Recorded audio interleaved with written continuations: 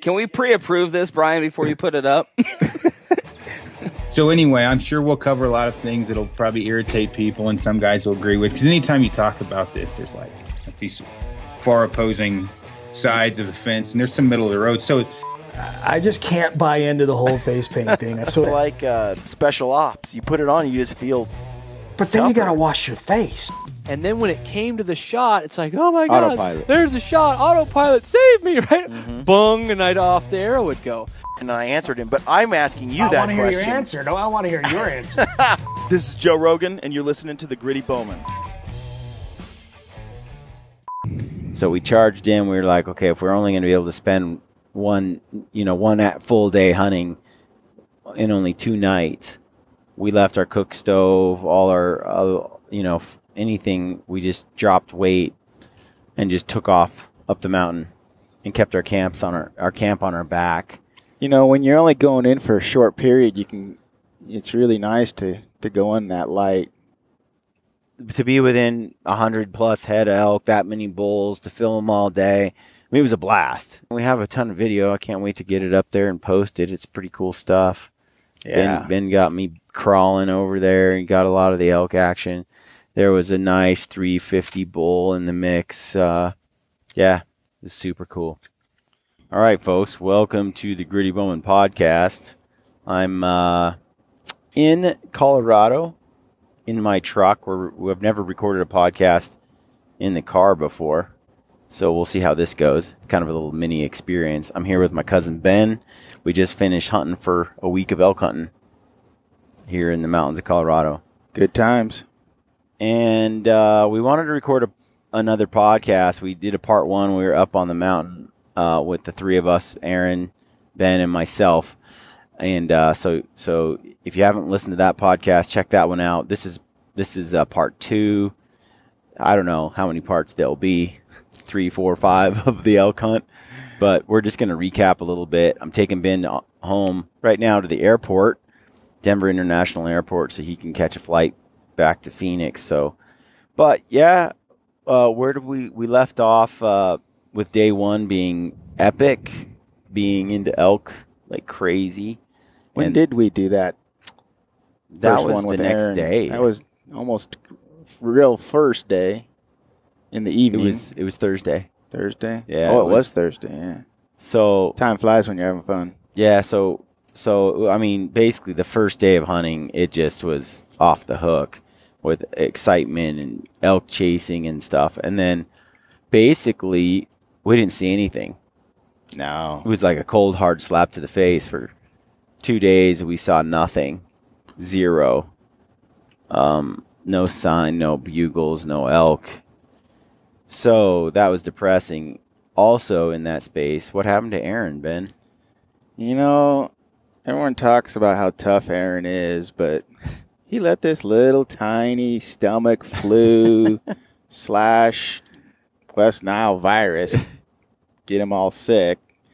And it was a poor guy. We're hiking along and starts puking his brains out and starts apologizing. Sorry, guys. Sorry.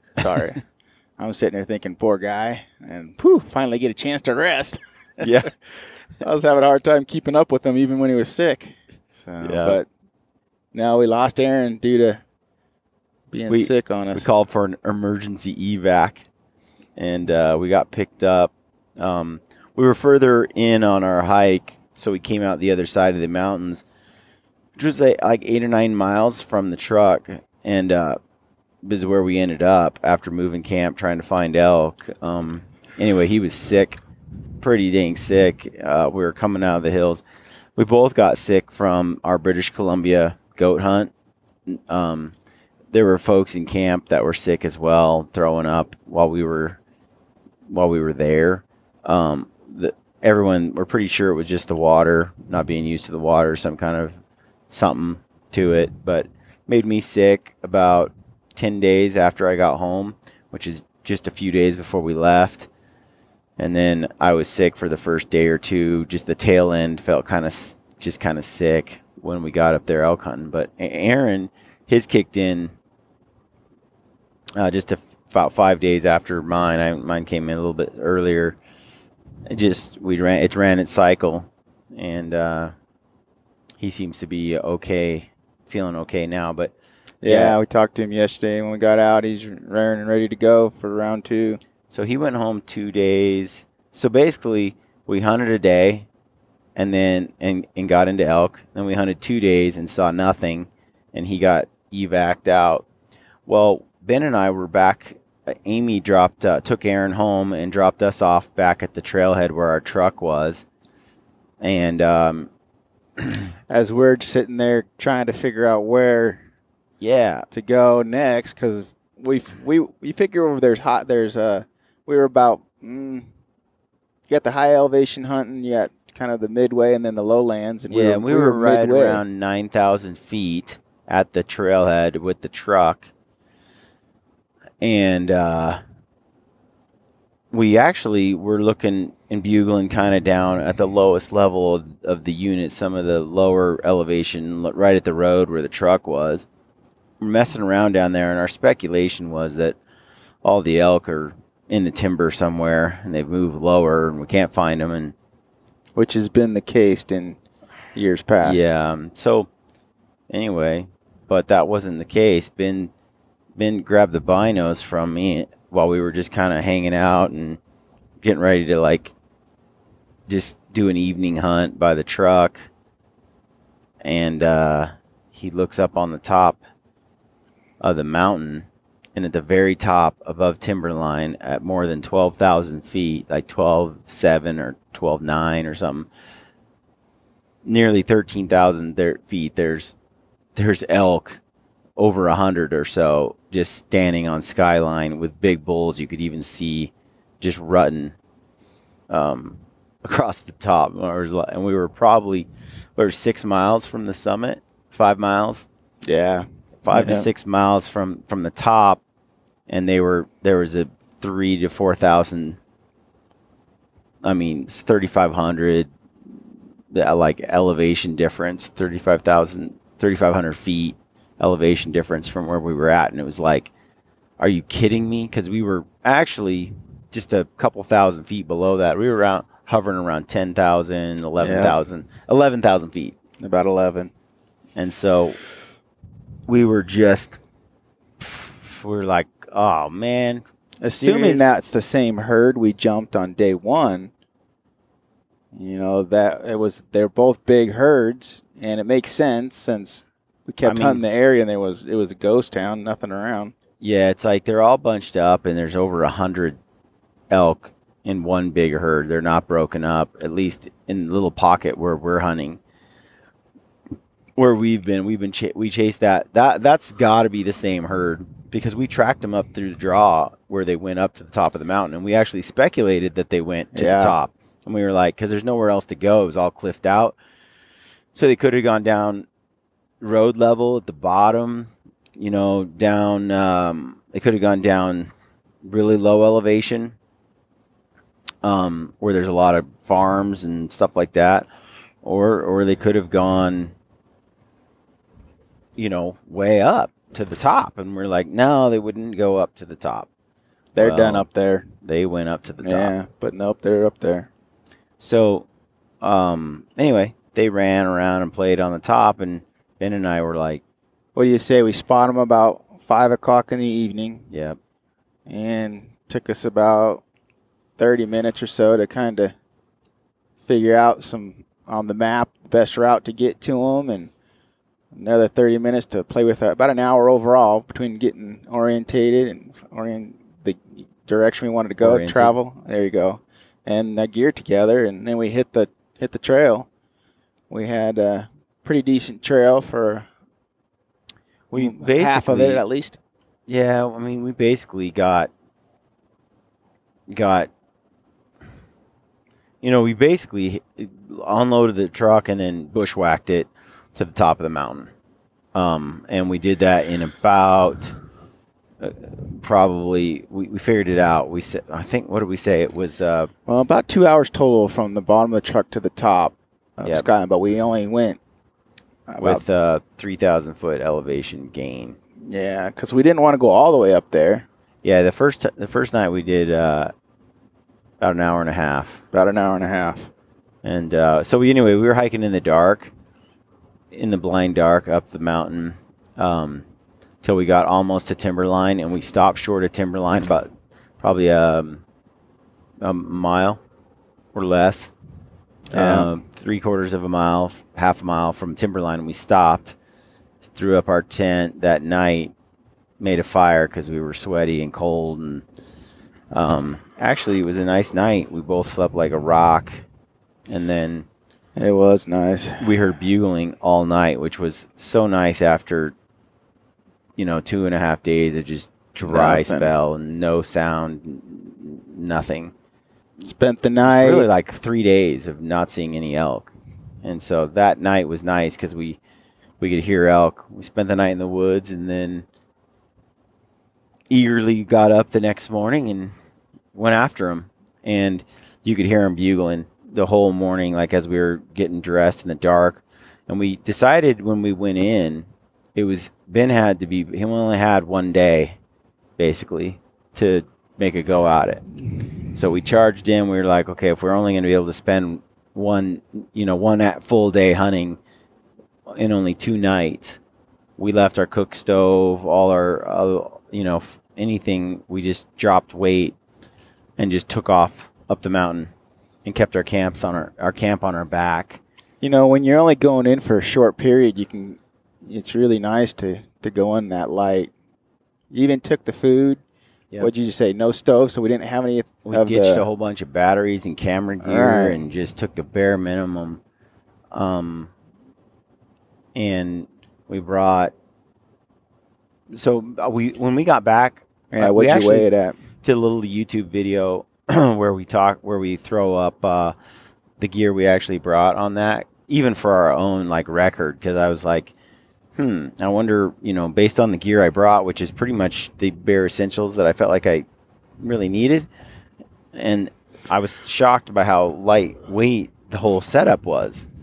It's like, man, what am I normally carrying that I don't need, So anyway, I just weighed it. And anyway, I weighed it when we got home, my backpack and setup, and the pack was 27 pounds. Bino harness and rangefinder, all that chest rig stuff was 3 pounds. So, and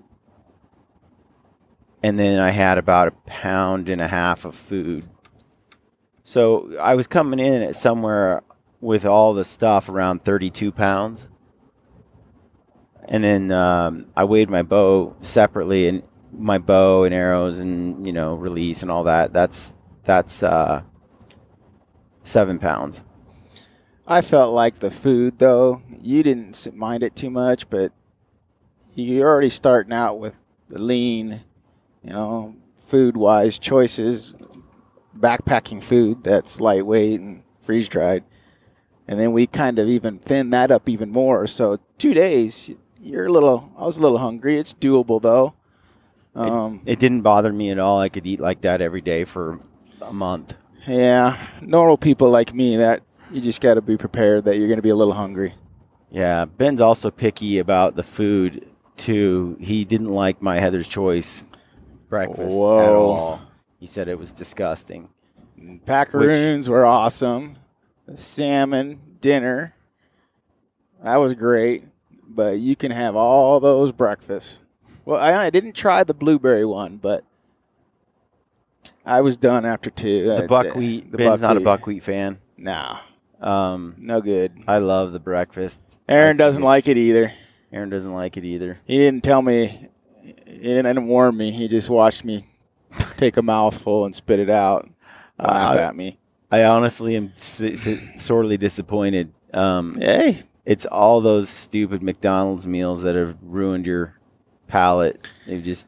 Oh, good old McDonald's hasn't seen this palate in years.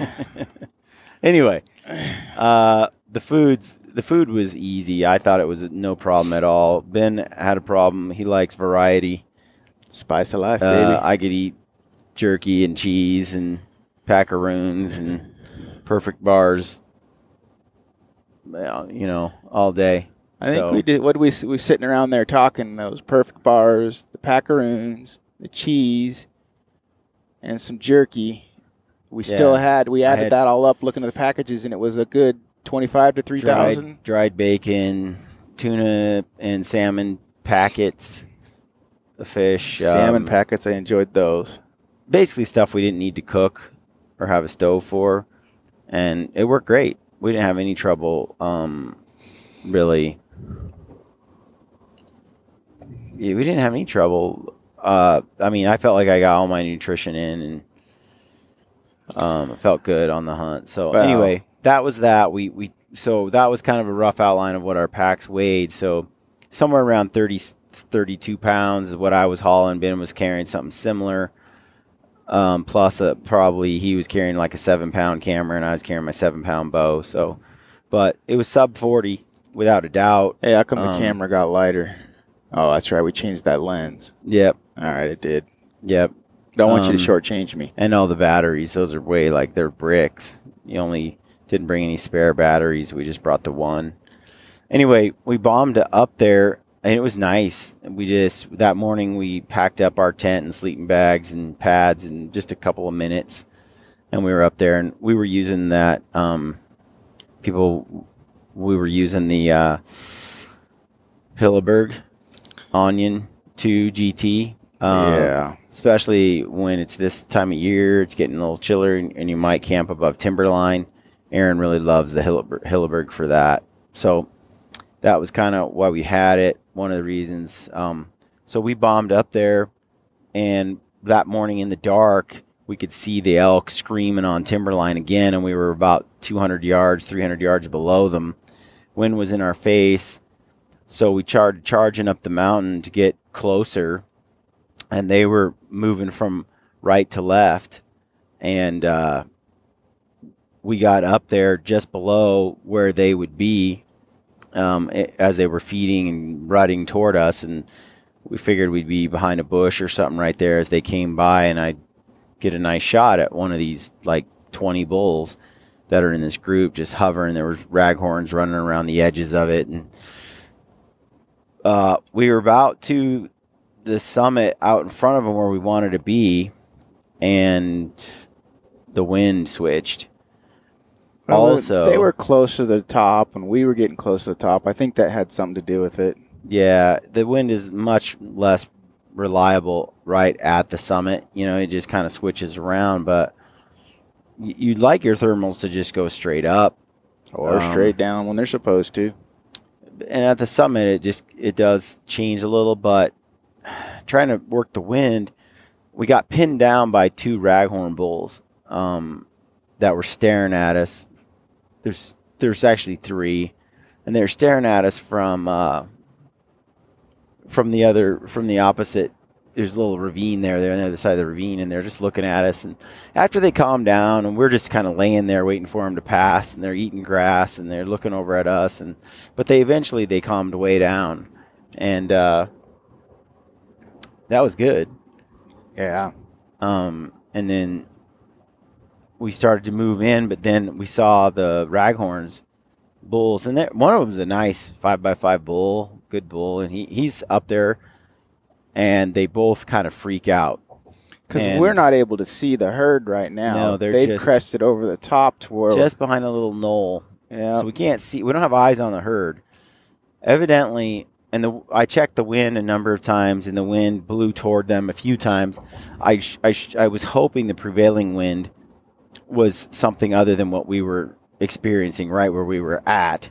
But it seems like our scent drifted off to them because the whole herd just dispersed off the mountain. Right.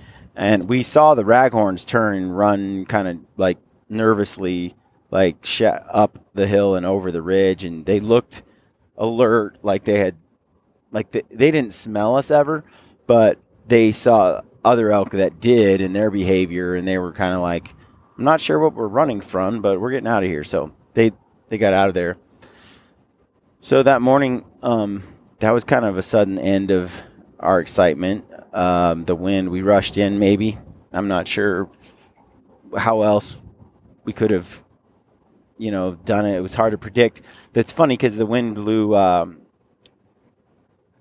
west to east. It was an easterly wind when it blew to them, but it had been blowing hard downhill the whole time. And then the rest of the morning when it did switch, it blew easterly every single time. I blame it on the top mostly because, it was so early in the morning still. It wasn't time for it to change, but yeah, but later in the that's day, what I blame it on. But later in the day, though, the crosswind stayed the same. You're right. That part did. Had we approached from the east side and got up there, and that makes sense why they were moving west is because they were moving with their nose to the wind, and we got in front of them. Yeah. Because we were relying on the downward wind drafts coming off the top of the mountain, and there's a crosswind that crept up every 5 minutes and blew hard easterly. So I don't know. It was when you're getting in close, some of it's just luck, hoping the wind holds. It didn't. They spooked, and that left us at the top of the mountain with no idea where they went because we couldn't see the herd. We looked at our map and try to find a viewpoint where we could try to see like all sides of the back side where they went. The back, the front, the rear, like everything. And we found a little dog leg across the mountain top, ridge top, where if we climbed up to the top of this rock, we could get a good vantage point. So we hiked over there, which took a while, climbed up in those rocks, glassed, couldn't see them, had no idea where they went. Speculated, ruled out a few things, after seeing the terrain on the other side of the summit. We're like, okay, pretty sure based on the terrain, they didn't do this, or this. So we guessed where they might be. And so then we hiked all the way to the opposite side of the range of the ridge line we were on with a bunch of peaks on it. Went to another high point and glassed from there. And we were there for probably 2 hours. At least, yeah. Trying to find them, hoping we took a nap and stuff, and then the weather's been mostly, sunny. Yeah. Up to this point. Yesterday evening when we were at the truck and we had come out with Aaron being sick, the weather had kind of turned a little bit nasty, and it actually rained. Clouds came in, it rained pretty hard, and then that was only about 30, 45 minutes to an hour. Yeah. And then right about that time, the weather cleared. We were out checking stuff out, and that's when we think the elk came out in this evening because it's still pretty warm for them to come out. And so the same thing happened while we're at this spot. The weather kind of came in a little bit of rain clouds, and it got cloudy, and so we figured, well, shoot. Weather's getting nicer or bad, so that's cooling off. And sure enough, it got the elk up to graze and eating a little bit. Yeah, it was about 1 o'clock, I think. And we're sitting there, and as the cloud cover comes in and everything cools off, the elk get up and come out of the timber, And that's what happened. It got kind of stormy and little drizzle here and there, and the clouds came out, and man, it cools it down a lot. Yeah. And sure enough, not long after the cloud cover rolled in, Ben heard a couple of bugles, and then I heard a couple of bugles, and then we started glassing, and we found them, and they were a long way away. They had gone farther than we had predicted, so about twice as far. But it's hard for more than 100 head of elk that are rutting to hide. Yeah, all them bulls. I mean, one of them's going to scream. It's just they're too excited. They're screaming. There's too much action. Nobody's going to be quiet. It's hard for them to it's amazing how well they disappear, but it's also hard for them to disappear. At some point they expose themselves. Right. And sure enough, that's what they did. They exposed themselves, and we were like, whoa, there they are. So at that point, we made a game plan to run in, get on them. The wind, it was kind of rainy and like we were talking about, kind of stormy, and the wind was blowing downhill hard. And we were like, oh, sweet, this is going to be perfect. So we ran in there, and right about the time, you're looking above, and there's dark, dark clouds, and then there's clear sky and sun, and there's dark clouds, and you're like, which way is it all? And you're trying to predict what's going on here with the weather. Well, right as we got within 200 yards of the elk and kind of coming in underneath them in the timber, which would have been nice, the sun came out like boom, and the wind just started blowing every which direction.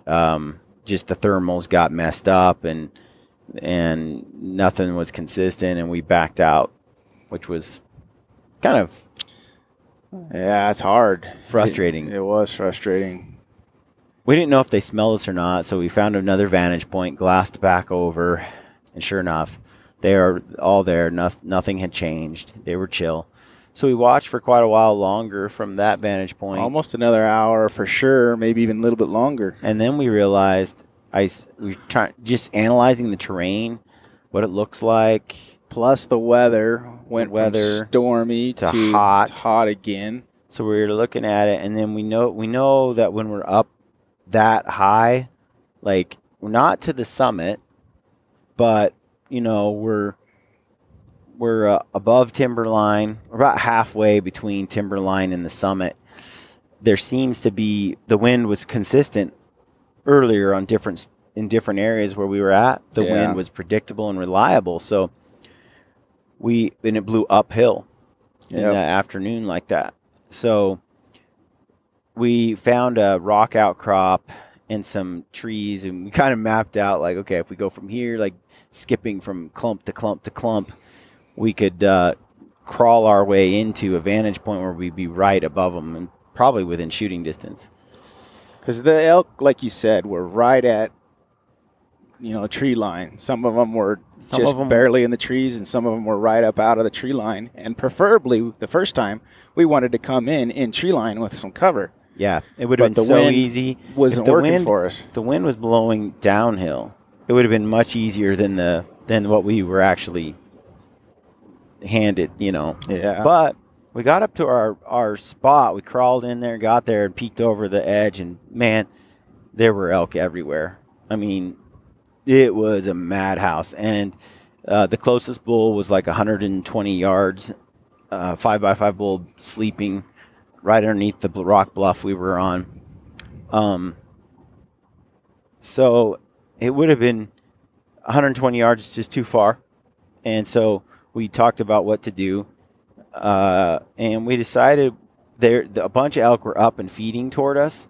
And so we were like, okay, let's just hang tight because the wind is good and it's going to be good for three more hours. And so let's just kind of hang tight and see if a bunch of elk were sparring and chasing cows. And a couple of times they came, they closed to within 100 yards of our rock, and I was like, they're going to feed right this way. Right. And they had been feeding our direction like throughout the day from when we first spotted them to when we got there. So we thought it was inevitable that they were going to feed right underneath us, and I was going to get a great shot. Well, there's a little bench there at 140 yards from our rock, and the elk kind of funneled through that bench instead of coming up higher where we were. Or even when some of those other cows had come in the lead, they were the ones that kind of figured, well, the rest of the herd goes that way, kind of the way the cows are going, then we might get a good shot. But they didn't turn out that way. So after about an hour, nothing moved. It seemed like some elk moved further down the hill from where we were at, and I was like, this is not working out. So it was worth a try. We had a plan to have Ben go up above the bluff and behind the rock and do a few cow calls and kind of work his way into like an estrus to see if, he'd just pull a couple of curious bulls over that hill. But we were kind of like, let's wait till some of these other elk pass underneath us and go behind us. And then, it makes perfect sense. They hear a few cow calls or whatever up on the bluff. We could coax, one of those satellite bulls over. It looked like we were going to be able to do that. In the meantime, I was like, I need to get closer. It looked from the terrain like I could crawl, in the grass and inch my way down. As long as I moved real slow, I could inch my way down to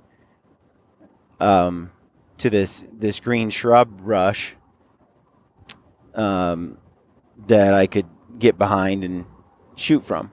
So Ben and I just started sliding my way down the hill, and it was about 40 to 50 yards to that bush from the rock outcrop we were hidden at. And dude, I was surprised with all those eyes and ears and everything, how easy it was to butt crawl to that position. Now, we discussed this a little bit, theorized on, before you made that attempt, you had the lead, the edge, so to speak, of the cows and the part of that herd, and they were feeding and grazing and kind of working their way underneath us. Now, when that lead couple of cows that was doing that, boy, they sure stared us down, and we couldn't move hardly at all, even kind of when we were behind the rock. They gave us a lot of attention for quite a while, and then they kind of would do the thing where they'd be staring at us, see if anything moves. They'd put their head down like they're going to eat, and they'd pop back up and try and catch us moving or whatever. But after they had kind of probably 4 or 5 cows led the way, and they were ultra cautious, constantly looking up at us, scanning us, staring at us. I don't think you could have gotten away with that at that time. Yeah. I'm pretty sure that they would have Ben made a busted good point earlier when we were talking about this before we started the podcast. He's like, they were on high alert and they were suspicious of everything. But once 3 or 4 or 5 cows had scanned the area we were at and deemed it safe, the other elk sort of just took it for granted that everything was cool, and they just kind of wandered by and didn't even bother with us too much anymore.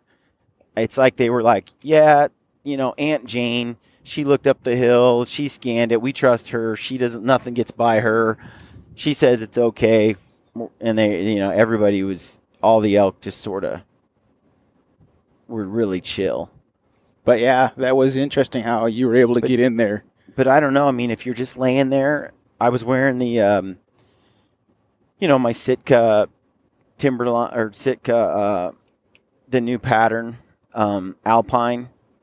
And I don't know. I mean, I had that on, and I was just kind of laying on the grass and just inching my way down, sliding my bow through the grass. The grass wasn't that tall at all. No. I didn't really have much terrain to hide me. I just kind of slid through the grass inch by inch, and the elk didn't seem to see it or notice it at all. Now, they were distracted because it's the middle of the rut, so. But, man, I covered that 40 or 50 yards, and elk would look up at me and just think I was a rock and just keep feeding. They stared right at me. A couple times a couple of cows looked right at me, and because I know they saw movement, and they just looked, and they didn't see anything else. And so from your perspective, when you were down there making that scoot and stalk, you kept looking kind of up at me a little bit, looking for the okay to see if it was still good. Does that mean when you were doing that and you were down low, you didn't have a visual on?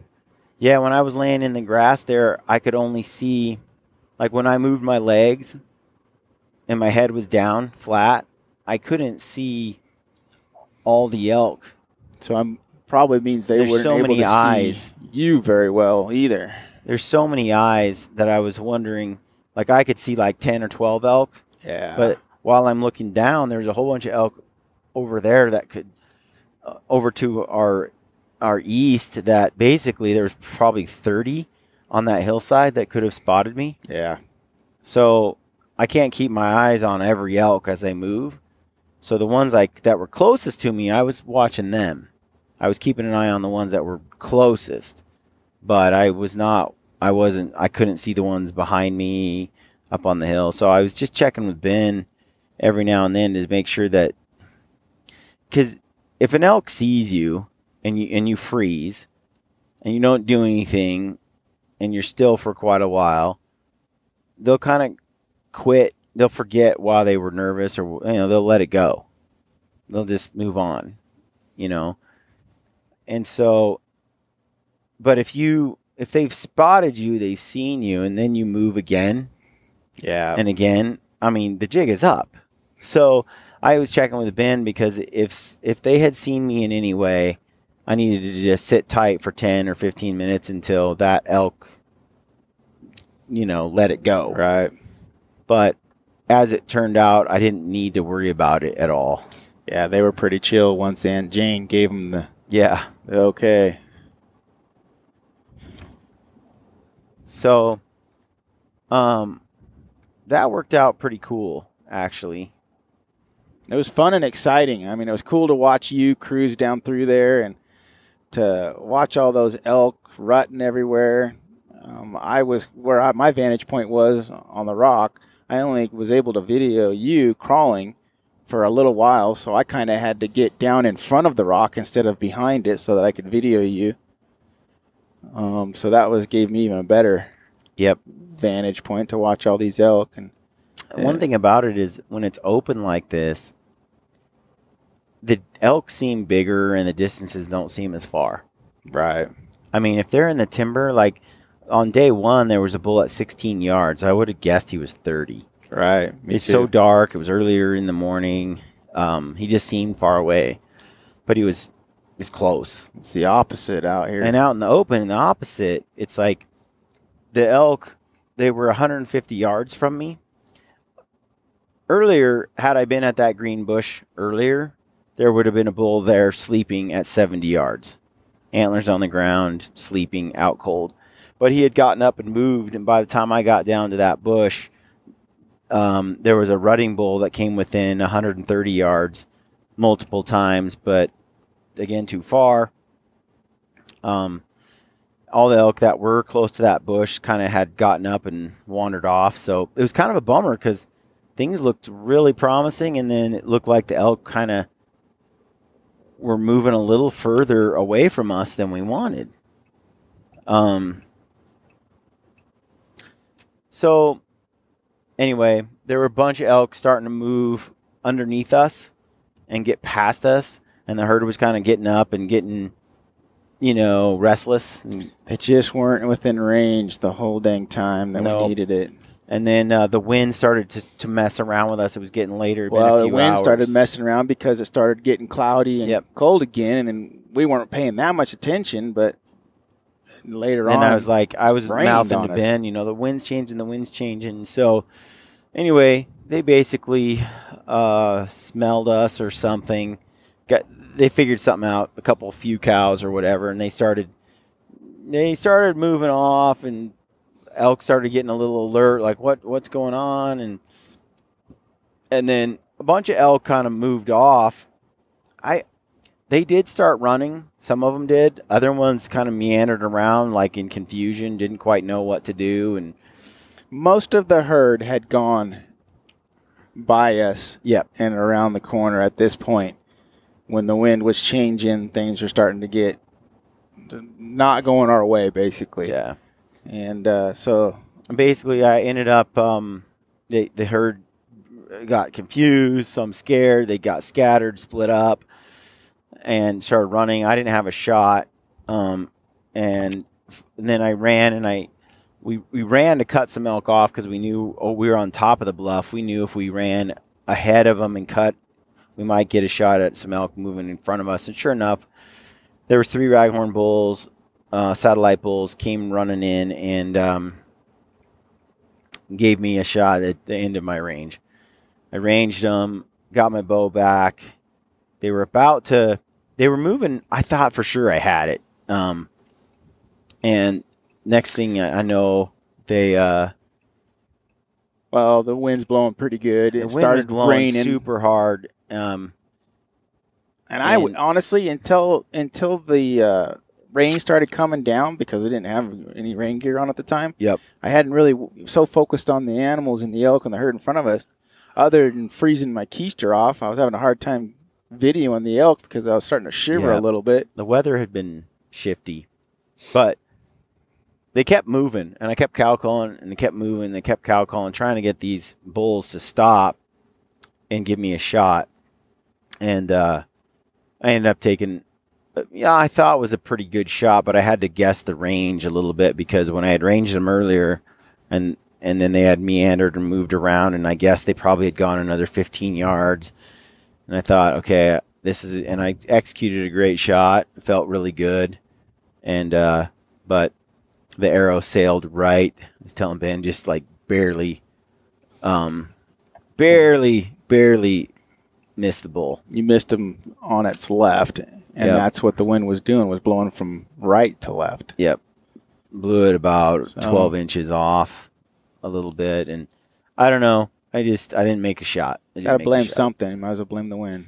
So it was that was a little frustrating because to be within 100+ head of elk, that many bulls, to film them all day, I mean, it was a blast. Don't get me wrong. I mean, it was exciting. It was one of the best elk hunting days in a long time, and it was just fun hunting them in the open rather than in the trees like normally where we're calling. It was awesome, but I was a little bit bummed it didn't end up with an elk at the end of the day. Definitely. So dead elk's better than. So that night we hiked halfway off the mountain, and then the next morning we got up and we had to get Ben off to the airport. So which is what we are doing now. It is now 4:30 a.m. and we're pulling into the gate at Southwest. And yeah. So that's my excuse for the yawns. Yeah. It's a little early. So that's part 2, kind of a recap of everything. We have a ton of video. I can't wait to get it up there and post it. It's pretty cool stuff. Yeah. Ben got me crawling over there and got a lot of the elk action. There was a nice 350 bull in the mix. Yeah, it was super cool. It was a great time. I wish I had more of it. I'm jealous because you and Aaron get to go out. Aaron and I are going back day after tomorrow, so hopefully we can get it done. Yeah. Excited. Good luck. Hopefully it works out. Thanks for coming, Ben. Thanks for joining me. All right. Stay gritty, folks. Friends, hunters, outdoorsmen, lend me your ears. Please take this moment to listen to this excerpt from the Gritty Bowman film, Back to Traditions. Despite our ever-changing, ever-indignant world with its growing ignorance of and indifference to the ways of the wild, I remain a predator, pitying those who revel in artificiality and synthetic success while regarding me and my kind as relics of a time and place no longer valued or understood. I stalk a real world of dark wood and tall grass stirred by a restless wind blowing across sunlit water and beneath star-strewn sky. And on those occasions when I choose to kill, to claim some small part of nature's bounty for my own, I do so by choice, quickly, with the learned efficiency of a skilled hunter. Further, in my heart and mind, I know the truth and make no apologies for my actions or my place in time. Others around me may opt to eat only plants, nuts, and fruits. Still others may employ faceless strangers to procure their meats, their leather, their feathers, and all those niceties and necessities of life. Such is their right, of course, and I wish them well. All I ask in return is no one begrudge me, and all of us who may answer the primordial stirrings within our hunter souls, my right to do some of these things myself.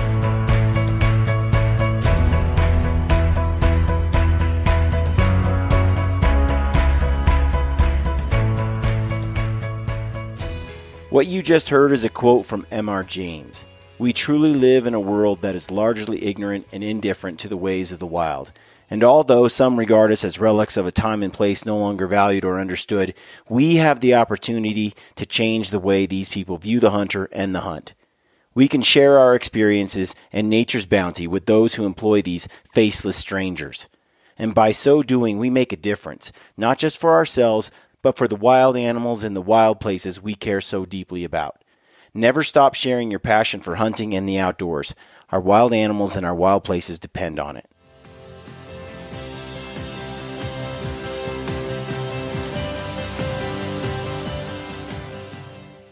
And as always, good luck on your hunts and stay gritty.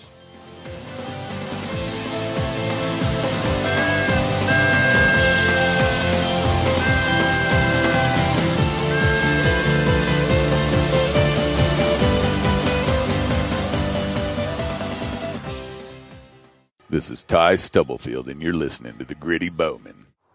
Gritty Bowman.